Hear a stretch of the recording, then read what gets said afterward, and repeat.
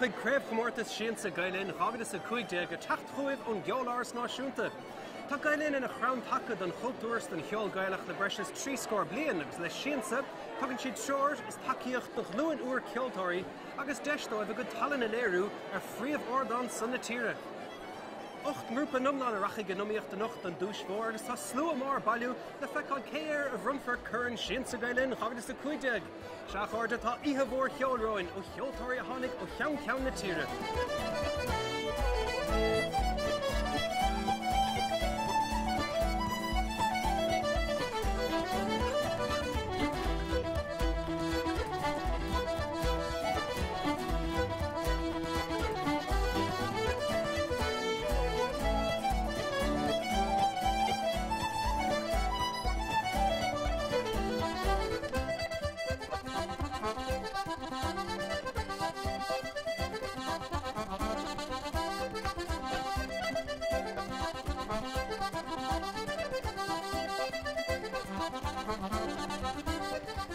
Tamint lasmuid an cheolars náisiúnta 8 grúpa a raigh numíocht le chéile nocht. Cad bhíle déanamh chu le háite bhaint machchansa? Well, a nocht bei plúr de geoltóirí óga ar an sáte agus tá siad tréis teacht tríd an Chomórtas Siansa. Chur 3 scór beidir grúpa isteach ar an Gomórtas Rivnolig se caite. Gearú síos é sin beidir go dtí trocha éigen. Hui siad san tríd Cardlana le ceoltóirí mór le rá an os Mark Kelly agus Mary Bergen agus gearú síos an sin an liste go dtí 8 grúpa agus sin an grúpa bhés an in a grúpa nocht. Inis do méler, stair Siansa, cén freistal a dhéanann sé? Tá Gailin antóga le Siansa mar go sreisin sé an spruchphobal agus sin daoine óga. Tá muid tréis an ceol tradiisiúnta amsú mar bhealach le daoine óga ag ghríos agus a bheala agus a spreaga. Tá muidir na géirí gur rá síl a bhés sa cheol agus a bhilge ag daoine. Agus smaoine mar nós daoine mar Roisin Chambers, Winchely Cheannaváin, Winchely Cassaide agus an grúpa de Bonnymen atá déanamh Harcín. Agus is féidir rá gur tríd an Chomórtas Siansa a tháinig na grúpa sin ar fád chun cín. Máte, inis an fin taithí bhí go tain le Siansa agus an grúpa bhí go? Bhí taithí, ionfach agan chur grúpaí le chéile nuair muintear scoil. Bhí leiscéil dúna bula suas mar cháirde agus ceola hinnim le chéile agus an grúpa bhí agan ar an bráth bhí sé mar bhancloch ar bhealachta an grúpa de Bonnymen bhí cethir agan an Bonnymen sa grúpa sin. Agus an cuiine aníthir gur bhuaigh sibh? A bhín deir bís is cinál le tá an bhéim ar an geol sa scoil agus Siansa gcónaí mar sprochú tear na bliana. Go chun é chligigh linn inis agus grúpa bhfuil stíl sanúil dá go téanacha agus a úsáid an uirlisí nach feicimid chomininic san. Seo hiad beogacht. Beogacht is anam dúin tá seachtar chalíneálinn agus bufuil bocht le barán. Tá muid goléirigh freastal ar cláisna ar slach le bháin Daniel. Is máthlinn an funk trad, meascam muid sna ceol leis an trad agus tá saxofón agin agus meascam muid é le na uirlisí eile. Tá tradiisiúnt bríomhar is léamhach. Fáin muid tionchar as an bhlá agus ag seanam le chéile sa tí táirní. Fáin muid tionchar as trasbach agus iontas agus banna ceol eile as ligach. Tá Siansa an tábhachtach dúin sa grúpa mar seanimiid le chéile aláin agus ag cleachtaí agus tá muid go léir cóide an.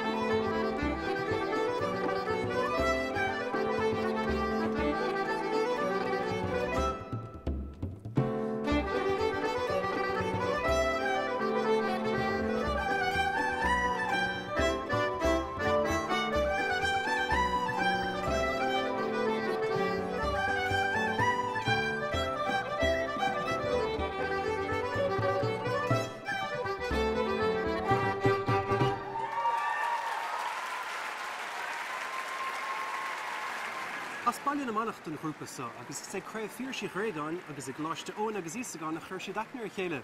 Cur mí seach na níos mar se ar an rúpa caiiseach. Caiiseach, take one. Is muidir caiiseach ó bhaile na manach chun é bhaile bria. Is grúpa chuide muid a tháinig le chéile ní saona se chatte, le dolas dachar an gomórta seo. Bhí cúigur agan sa chríomh cultas céile, agus bhú muid leis an beirt eile ar scoil. Na grúpaí mór a ceol agus na ceoltóirí is fear leis an grúpa ná Maxi agus Guite, Guidewires agus Michael Rooney don chuid is mó. Drasta mé ar an gomórtas cúpla uair sa ceoltóirs ach beidh sí seo mar céad uair don bheith seantáin. Tá si cinál tradiisiúnta agan ach bíon truncar ag na bandaí nó aimseo agan ar an chumá. Tá gachna sa grúpa ógalair chun sein don bléinte thugan agus dearan go maiid ann a rís.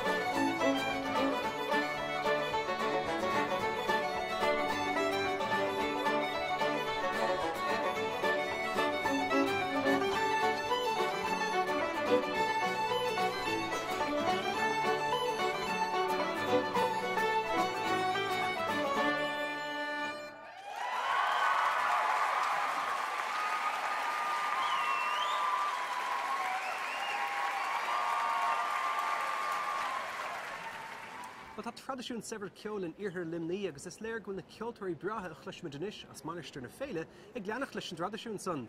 Seohanna siad glundar. Glundar an talamtéir ar ngúpa, is focail áling ag glundar darling mar cíalín sé áthas. Tá gachbáil na grúpa seo ag seint a bhí mar anóg, mar tá ceol tradiisiúnta anna láidir an seo in iarthar limnaí. Tá counter seo anna chungarach de slíomh lucra, agus mar sin tá gcuaigh arceol leis an ceola hagann ó slíomh lucra. Tá míad an armhuiil de coltas an seo in iarthar limnaí, agus tá seanna haithí againn ar bheith ag seint a céile. Os ruir ag sein míad uirisi agsúla agus scoil dúlagwins áráneocht fartí mar grúpa a bhanú.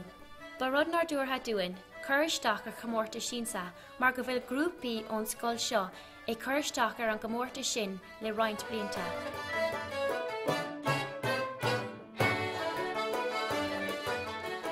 Bhí mar chusásan ar cholamar go mé sé galgadtín ceol áras náisiúnta, déit ará go raibh glundar aring.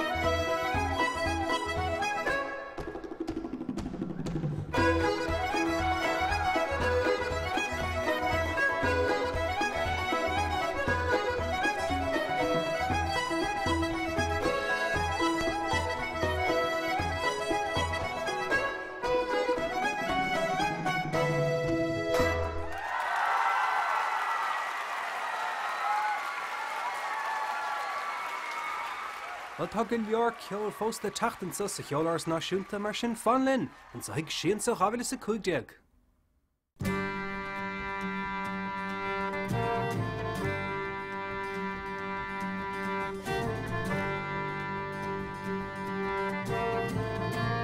Táráróla go bhn áíre múltóirí agus mentóirí seaisih hain an bhaintóireacht san leat.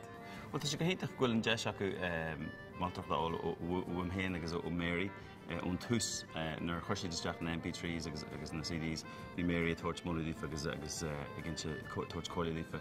Sílim go sin chun na fánaí gur mailamsan commarta seo an uiri sin ná bhfuil an deis sin bheith gobar lo agus a fólam óna daoine óga go maiid agus a tuairt chuidú agus cóirdífa. Deis úntaach séad an ceoltaí sa bheith sinnim sa cheolairs náisiúnta chuna sa bhreithí siad an nacht.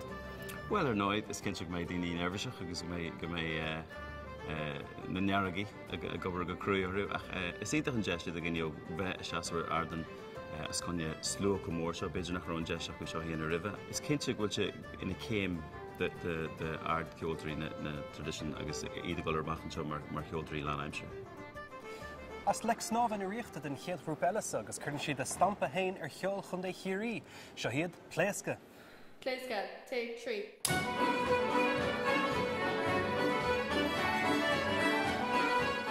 Díomh, is muinne pléasca ó leacsnábha a gúnta chiaí. Seán dar ó ghlachmar páirteach mórta seo ach Seán céadúir a bheimid ag sein sa cheolairs náisiúnta. Tá aithne gcuin ar a chéile le tamil fada inis. Bhualamar le chéile ag na phleanna agus na scoil ceol agsúla thar na blianta, agus inis bíimiid ag seintle na chéile a gcónaí. Is as ciaí an chuid is módún ach tágan Fiona ó gúnta limní agus tá sé anna bródú las. Chuir mar an grúpa seo le chéile, mí man for se chatta. De bríomar go dtíon díthla go hin chun an chláir seo a chuir le chéile, agus bhí an creacha gcuin. Mar a déirfa, ní nearcha chuir le chéile. Tásúla gcuin go minic sib tanmh as ar cheol.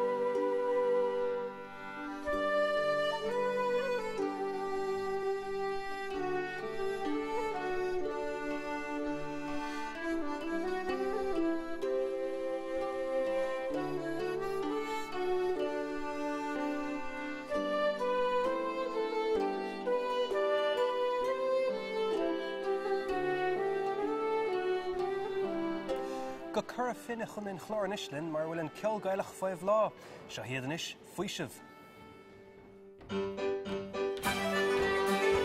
Anam an grúpa ná faoisimh, tháinig mar le chéile timpeall seachtain fleaiciúil na hÉireann, smaoin mar chun grúpa chuirteach agus an sin rannig mid na daoine agus bhí sé go léir eagarthe taobhstigh de cúpla uair. Mar seint le chéile nuair a bhí méid seaachnaí na díos taiscúin ar slíonn ar fad agus bhí méid sa banna ceol agus grúpa ceol le phleas le chéile, so tá an aithne arn na chéile. Well, ar an ihe mór chuma de géirí ar an cédul síos an rud a bhúcant, ach níl sé an rud is tábhachtí, tá mu de géirí just banna chatana bhas an ihe agus just piece of crack agus spríomh aghainn. Níl sé gacíthe sein tú sa ceoláir san siúta.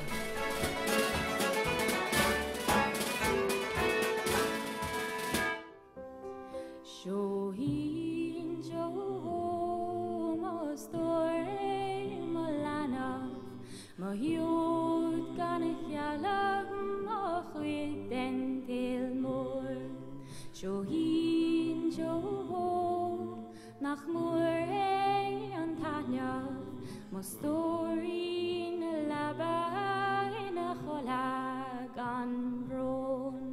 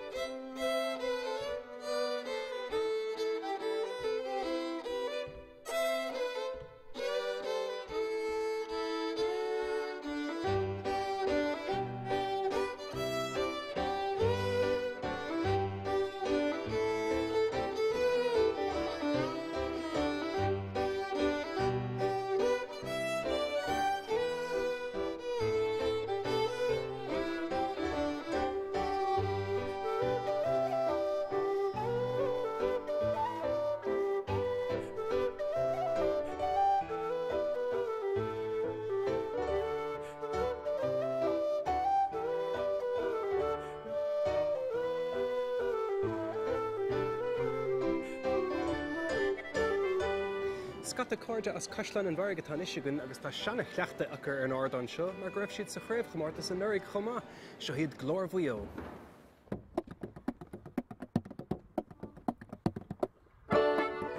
Glorio is an am doing agus táid grúpaide 8 cuairte as caiisina bhhair a bhhainans antaithna bas ceol agus aráneacht a thneach le chéile. Táid an seo I Turlock House, the Museum of Country Life agus tá an ráir. An right? Right, Allen, TV do. Yeah. Agus tá sé an star really chun the video agus tá John Bro the last. Yeah, Glorio. In airí bhí sé chéadúir Siansa agus bhí sé lán oibre ach fuair mar sa dara áit. An bhíonn seo bhhaithna níos fearr ná. Yeah. Tá a lán obair déanta a géanam lína so. Le buchas dé. Yeah.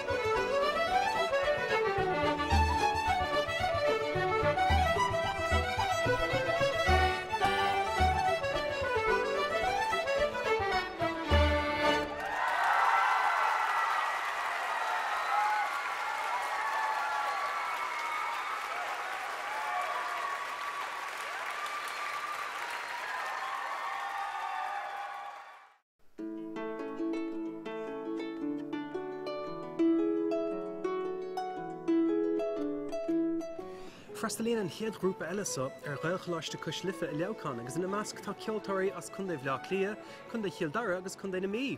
Seo hiad na rógraí.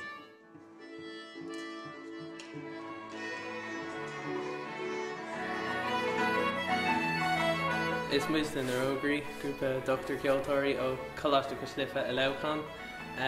Cé go bhfuil an scoil bhunaithe I bailile clia. Tá cuaigear den grúpa as Kildara agus tá an fearmhán as chun na mí.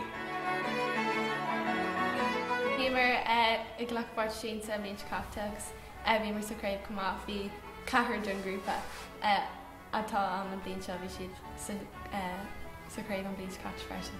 Dag cethir an scoil Im Líana so ach darlam hain tá a Ceoltóirí nua beidir rud beag níos talúnta an lads atá éis fágá. An éirí bhí sin an céad bliain dún dul go sin sa rií go daríire agus Im Líana cheirigh an taithílinn ceapan beagáí agus bhí an choirú sé rud beag níos éasca dhéanamh bhí sé fós anna cruú agus thug sé go leor ama ach bhí sé rud beag níos éasca.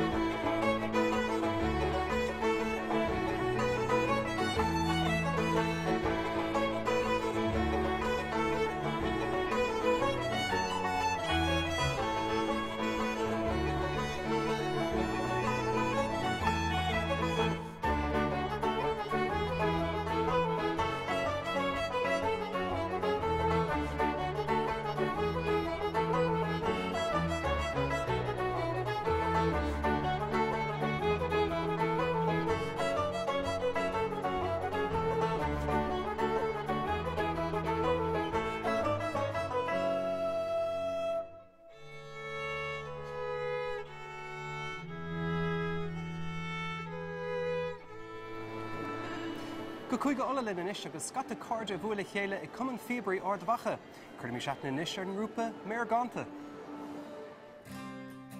Is Virginia grúpa Marganta ó ga cearan den chuigála ardhatha an seo cainte an rún agus dara. Hannig mis agus maréad ar an taim sa folklór, lámhain sa lórán ar scoil. Táimid an seo in áras na Bíbrí agus táimid mar bháil den club an seo. Bhí muid cleachta an seo in ardhatha gomininic agus soála in ara. Hannig cuagar den grúpa le chéile a couple bliana hin le Siansa dhéanú ach anis tá couple den nua sa grúpa. So beidir go méid sin níos fearr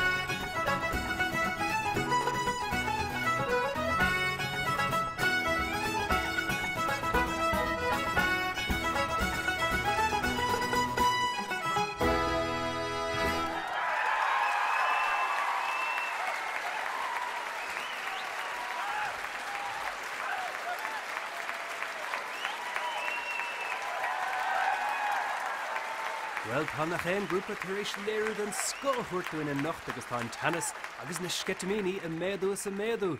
Ach níos tá sin am caihirirlach na moltóirí Donal O'Connor na 30 nachta dúin. Nói, bhí sé docréid a Jackar agus ní rómid réon inch nach bhíar an cinú enú agus hanigimiid hiige. Sa tríú háit, as cur finne chun den Clár, faoisibh.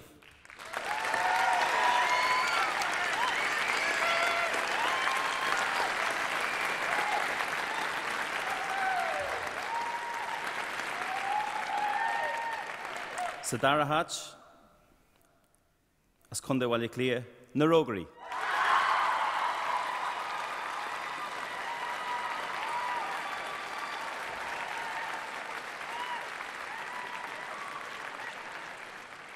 Agus sa chéadáit, as Caisleán Warí chun de bhío, Lór